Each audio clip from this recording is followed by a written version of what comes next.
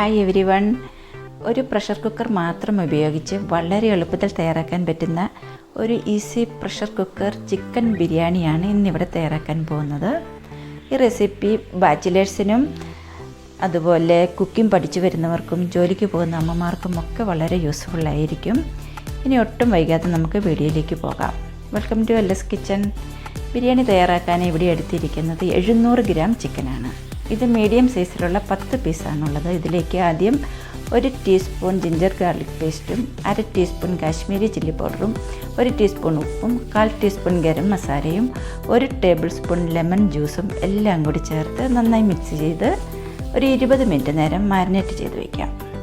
ചോറ് വയ്ക്കാനായി ഇവിടെ എടുത്തിരിക്കുന്നത് 2 കപ്പ് കൈമ റൈസാണ്. ഇത് നന്നായി വാഷ് ചെയ്തതിന് ശേഷം വെള്ളമൊഴിച്ച് ഒരു 20 മിനിറ്റ് നേരം കുതിരാൻ വയ്ക്കാം. ഇനി ബിരിയാണി തയ്യാറാക്കാനായി സാമാന്യം വലിയ ഒരു കുക്കർ തന്നെ എടുക്കാം. ഇതിലേക്ക് 1 ടേബിൾ സ്പൂൺ നെയ്യും 1 ടേബിൾ സ്പൂൺ വെളിച്ചെണ്ണയും ഒഴിച്ച് കൊടുക്കാം. ഇനി ഇതിലേക്ക് ഒരു 10 കാഷ്യൂ നട്ട്സ് ഇട്ട് കൊടുക്കാം. ഇതൊന്ന് പകുതി ഫ്രൈ ആകുമ്പോഴേക്കും കുറച്ച് കിസ്മിസും കൂടി ചേർക്കാം. കിസ്മിസും കാഷ്യൂ നട്ട്സും ഒക്കെ ഒരു ഗോൾഡൻ ബ്രൗൺ കളറായി വന്നിട്ടുണ്ട്. ഇത് നമുക്കിനി കോരിയെടുക്കാം.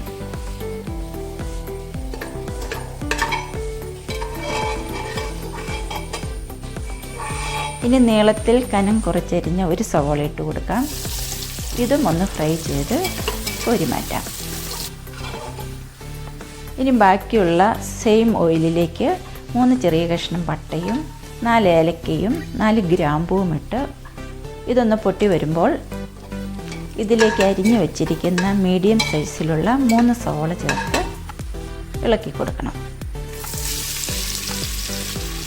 ഉള്ളി ഒന്ന് പെട്ടെന്ന് വഴന്ന് കിട്ടുന്നതിനായിട്ട് കുറച്ച് ഉപ്പും ഇട്ട് കൊടുക്കാം. ഇനി ഇതിലേക്ക് 1 ടേബിൾ സ്പൂൺ ഇഞ്ചി വെളുത്തുള്ളി പേസ്റ്റും 3 പച്ചമുളക് ക്രഷ് ചെയ്തതും കൂടി ചേർത്ത് ഇതിൻ്റെ റോ ഫ്ലേവർ മാറുന്നത് വരെ ഇളക്കി കൊടുക്കാം.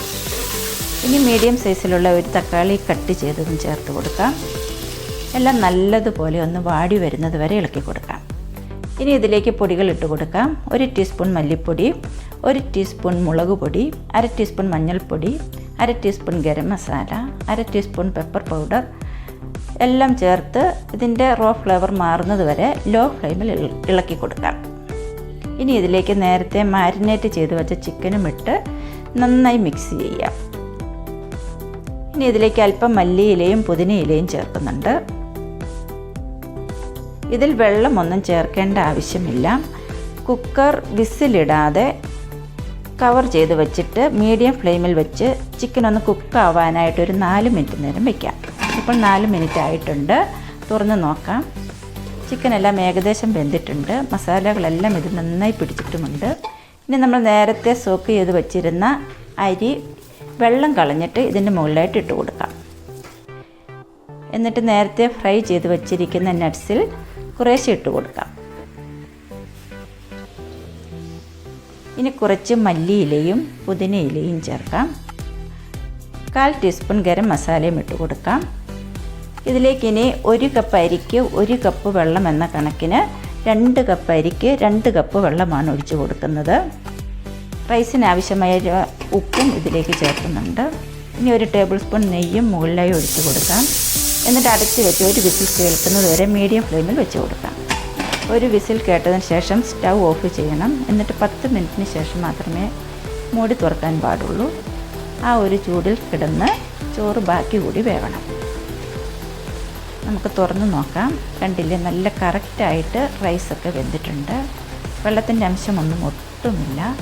നല്ല പെർഫെക്റ്റ് ആയിട്ടുള്ള ബിരിയാണിയാണ് ഇവിടെ റെഡി ആയിട്ടുള്ളത്. നിങ്ങൾക്കെല്ലാവർക്കും ഈ സിമ്പിളായിട്ടുള്ള ബിരിയാണിയുടെ റെസിപ്പി ഇഷ്ടമായെന്ന് പ്രതീക്ഷിക്കുന്നു. ഇഷ്ടപ്പെടുകയാണെങ്കിൽ വീഡിയോ ഒന്ന് ലൈക്ക് ചെയ്യണം. ഫ്രണ്ട്സിനും റിലേറ്റീവ്സിനും ഒക്കെ ഒന്ന് ഷെയർ ചെയ്യണം. അഭിപ്രായങ്ങൾ ഒന്ന് കമൻറ്റ് ചെയ്തേക്കണേ. പിന്നെ ഈ ചാനൽ ഇതുവരെ സബ്സ്ക്രൈബ് ചെയ്യാത്തവർ മറക്കാതെ ഒന്ന് സബ്സ്ക്രൈബ് ചെയ്യണേ. ഇനിയും മറ്റൊരു റെസിപ്പിയുമായിട്ട് കാണുന്നത് വരെ താങ്ക്സ് ഫോർ വാച്ചിങ്.